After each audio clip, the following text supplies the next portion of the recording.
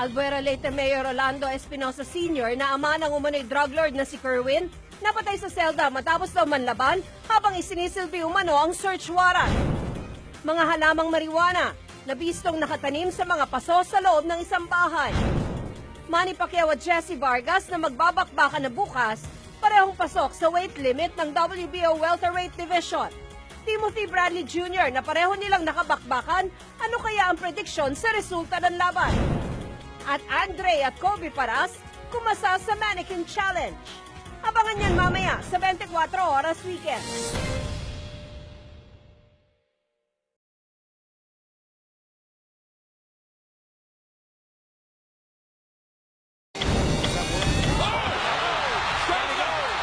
Senator Manny Pacquiao naagaw ang WBO welterweight belt matapos talunin si Jesse Vargas.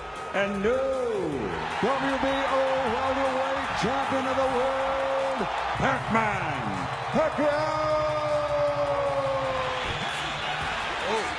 Nonito Donaire Jr., bigo namang madepensahan ang WBO Junior Featherweight title.